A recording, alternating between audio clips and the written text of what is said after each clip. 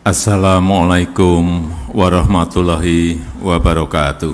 Bismillahirrahmanirrahim. Alhamdulillahirabbil alamin. Wassalatu wassalamu ala asrofil anbiya'i wal mursalin sayyidina wa habibina wa syafi'ina wa maulana Muhammadin wa ala alihi wa ashabihi ajma'in, amma ba'du. Saya ingin sampaikan kepada seluruh keluarga besar Nahdlatul Ulama, ya ayyuhan nahdawiyun idza huyyitum bi tahiyyatin fahayyu bi ahsana minha aw rudduha. Insyaallah Nahdlatul Ulama tidak akan pernah jauh-jauh dari Insinyur Haji Joko Widodo. Tahun 2019 itu politisasi identitas itu terasa sekali. Iya. Dan kemudian calon yang sama sekarang sedang maju lagi.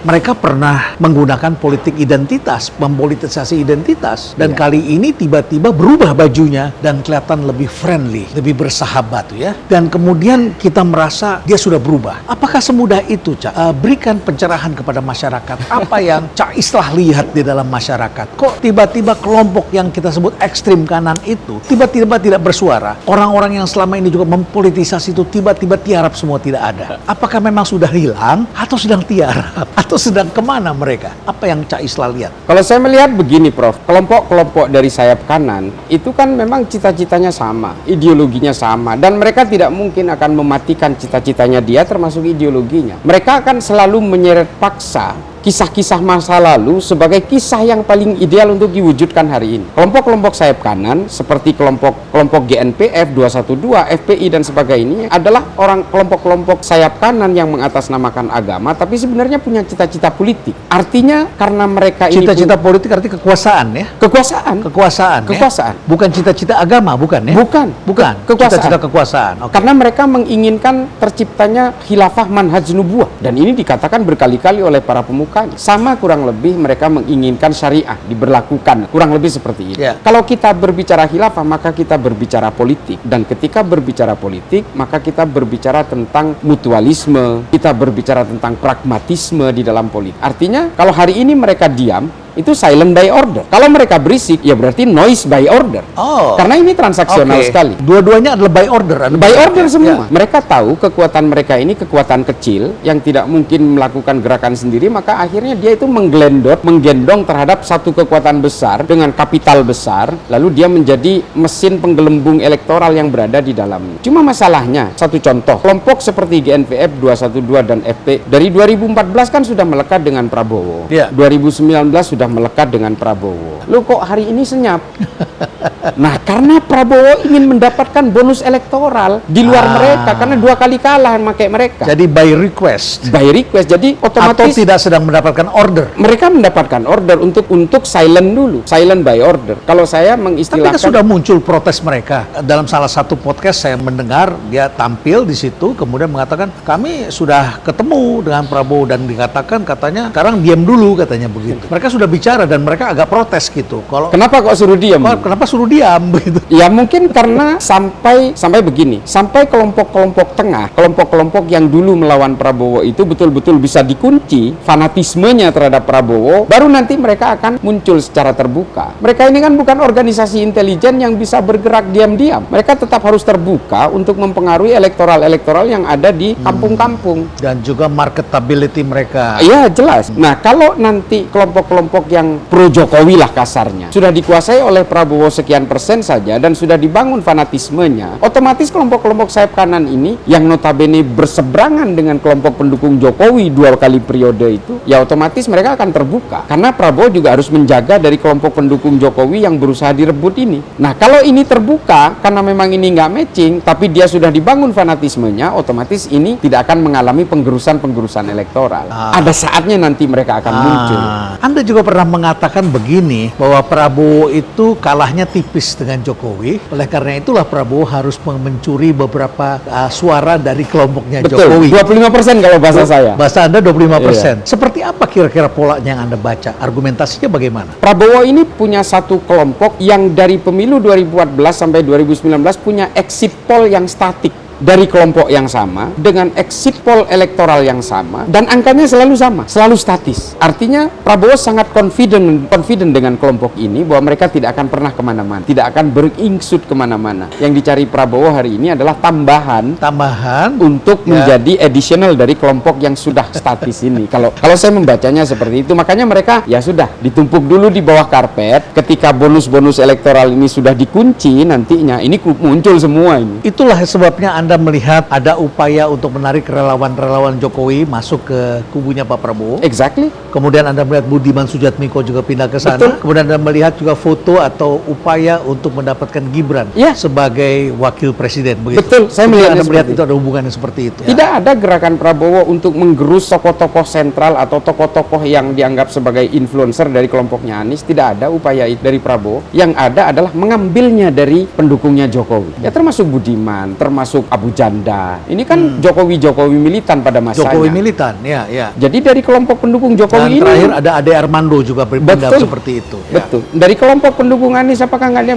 Nggak mungkin karena irisannya sama. Mereka punya resiliensi yang sama. Mengapa orang-orang seperti itu begitu mudah untuk bergeser? Bukankah mereka sangat kuat dalam pemikiran, dalam kita beranggapan karakter mereka juga kuat? Ya mungkin ini kita tidak berprasangka buruk lah Prof. Ya. Mungkin karena menganggap Prabowo ini adalah muhibbinnya, pengikutnya Jokowi, dia mungkin dianggap akan meneruskan cita-cita Jokowi, ya mungkin begitu. Atau ada faktor lain saya juga kurang tahu. Ya. Mungkin ada kompensasi, ada apa itu kita nggak tahu. Kita nggak tahu ya. dan kita tidak bisa menuduh. Ya nanti kita dianggap gibah karena mereka lagi. juga kawan-kawan kita yang pernah berjuang bersama dengan Cak Islah. Bagaimanapun mereka kawan-kawan kita. Ya, baik. Tapi juga ada yang menarik sekali. Belakangan ini kita melihat tadi kembali ke foto yang pernah Anda tayangkan yang tiba-tiba melejit dan kemudian Gibran juga mengatakan mainnya tidak begitu. Ya. Anda pernah konfirmasi ke Gibran sendiri maksudnya apa? Mainnya tidak. Tidak ada komunikasi lanjutan seperti itu, tapi saya terus melakukan reply terhadap komen-komen yang ada di akunnya Gibran ketika itu. Saya katakan, salah saya di mana? Kenapa kok orang dipaksa untuk memainkan interpretasi? Oke lah, saya dikatakan misalnya kamu di pihak yang sana sehingga kamu tidak boleh begini, begitu. Loh, ada apa sih saya bilang? Sesensitif itukah? Seolah-olah saya memunculkan itu seperti satu komplek perumahan itu jadi kebakar semua. Ya artinya saya memang, ya pada akhirnya kalau memang ada kesadaran kognitif dari Pak Prabowo hari ini, kemudian runtang-runtung bersama anaknya, ya mungkin saya tidak menganggap saya Anaknya dia ya? Atau anaknya Pak Jokowi?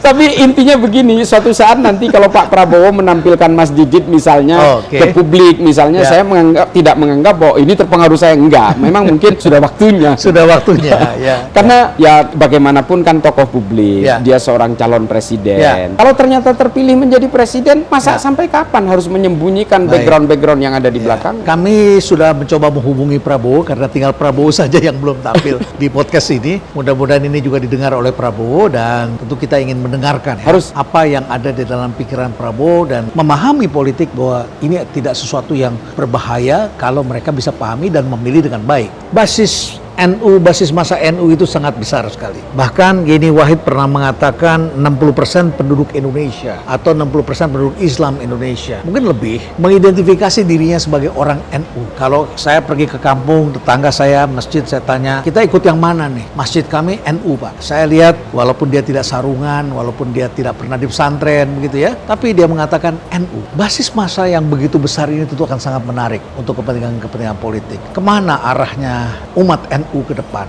atau dibiarkan saja, atau apa yang Cak Islah lihat ke depan yang perlu dipikirkan oleh umat NU dalam menghadapi situasi yang seperti ini? Saya melihat NU ini ancaman keterpecah belahan kalangan Nahdien dari dulu itu memang kepentingan politik. Dari dulu bagaimana perpecahan antara Masyumi dengan kelompok-kelompok Nahdien yang kemudian membuat NU menjadi mendirikan partai, ketika itu Partai NU pada pemilu 71, dan juga bagaimana NU mendirikan PKB pada zaman Gus Dur. Ini kan pada akhirnya membuat belahan-belahan yang tadinya Gus Dur menganggap bahwa PKB ini harus menjadi pemersatu dari orientasi politik kalangan Nahdien, tapi ternyata memang akhirnya justru karena politik itulah membuat perpecahan-perpecahan di tubuh NU. Saya selalu mengatakan, ya mungkin saya terlalu bombastis lah, tapi saya mengatakan kalau NU ini tumbang, Pancasila juga akan tumbang. Karena coba bayangkan, anggota Banser aja 7 juta, Prof. Oh, Banser saja 7 juta. Tentara kita itu hampir 1 juta. Kalau NU ini punya punya niat jahat, pakai banser aja suruh berontak ke negara ini. Secara jumlah personil aja udah kuat. Belum anggota NU. Anggota NU yang secara organisatoris kurang lebih sekitar 80 juta. Belum yang Nahdien kultural yang tidak tercatat di mana-mana, tapi amaliyah dan ubudiahnya sama seperti orang-orang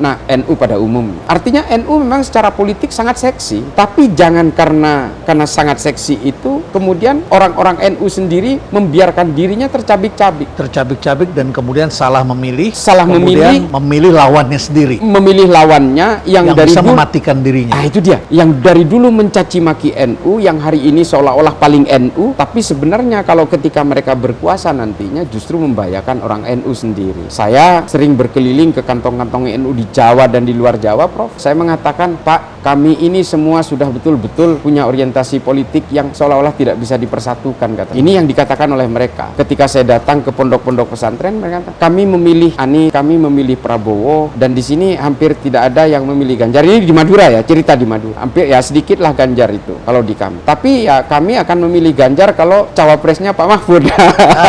Artinya ini bukan sosok Pak Mahfudnya sebenarnya. Artinya orang-orang NU itu betul-betul ada cawapres yang merepresentasikan NU betul-betul NU. Jadi itu masih diharapkan oleh diharapkan. Semoga ini menjadi kenyataan dan semoga Indonesia tidak tercabik-cabik. Karena kalau NU kuat, saya kira Indonesia juga kuat. Insyaallah, amin. Kita kuat. Persatuan adalah segala-galanya. Jangan sampai kita hanya berpolitik saja, tetapi juga ada keintiman sosial yang harus kita jaga. Betul, Prof. Satu quote mungkin dari saya bahwa semua manusia, apapun agamanya, apapun sukunya, dilahirkan dengan harga diri yang sama. Dilahirkan dengan harga diri yang sama dan kita perlu saling mencintai satu sama lain. Betul. Ya, terima kasih. Terima kasih. Wassalamualaikum warahmatullahi wabarakatuh. Dengan tingkat kepuasan yang akan sampai 82,2%, banyak yang meyakini, analis politik satu suara mengatakan bahwa Jokowi adalah Kingmaker 2024. Hasil riset lembaga survei Indometer menunjukkan kepuasan publik terhadap kinerja pemerintahan Presiden Joko Widodo mencapai 81,4%, dengan 9,6% diantaranya menyatakan sangat puas. Percaya masyarakat Indonesia semakin lebih pintar dalam melihat dan memilih calon presiden. Mereka tidak hanya mendengar dari perkataan saja atau tidak melihat bahwa dia adalah seorang pemimpin kelompok tersebut tertentu dan sebagainya. Saya percaya masyarakat Indonesia lebih melihat bagaimana rekam jejak yang ada saat-saat ini. Bagaimana saya percaya itu 80% masyarakat Indonesia tidak akan memilih calon presiden yang didukung oleh kaum radikalisme ini, karena takutnya jika mereka terpilih nanti mereka bisa hadir kembali, FPI bisa mendapatkan izinnya kembali, HTI mendapatkan izinnya kembali. Kaum radikalisme yang benar-benar menggerogoti negeri ini, membuat negeri ini tidak bertumbuh, hanya berkutat dengan masalah pemahaman mereka yang ingin memaksakan kehendak mereka di negeri Indonesia tercinta ini dalam mengubah ideologi Pancasila dan menjadikan negeri ini negara khilafah. Itu benar-benar hanya membuat penghambat saja untuk negeri ini bisa maju. Makanya jangan salah pemimpin, jangan pilih pemimpin yang di belakangnya itu ada orang-orang radikalisme seperti itu. Merdeka! Tempat ini menjadi saksi bagaimana pidato Bung Karno selalu menggetarkan. Dedication of life disampaikan di sini, mengajarkan kita agar bisa mengabdi pada bangsa dan negara. Pak Jokowi mewujudkan itu. Infrastruktur yang hebat, IKN yang tidak hanya memindahkan tempat dan ibu kota, tapi membuka mindset, merubah mindset untuk menjadi negara maju, termasuk hilirisasi industri yang akhirnya kita diperhitungkan oleh dunia. Hari ini kita meneguhkan hati, bekerja keras dengan api semangat yang tak pernah padam, menangkan PDI Perjuangan dan calon presiden PDI Perjuangan Ganjar Pranowo. Siap? Siap?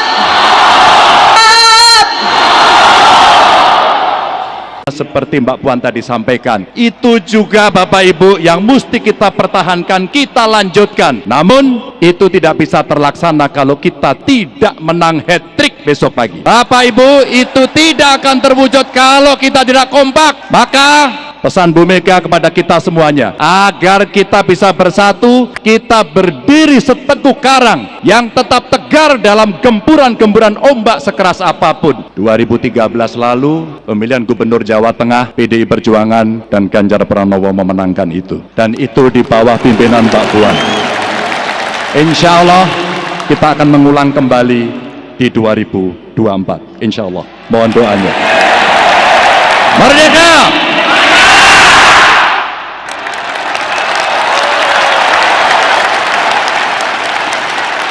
Semoga Allah senantiasa menuntun kita di jalan yang diridhoinya. Aku qouli hadza, astaghfirullah li wa lakum. Wassalamualaikum warahmatullahi wabarakatuh. Terima kasih.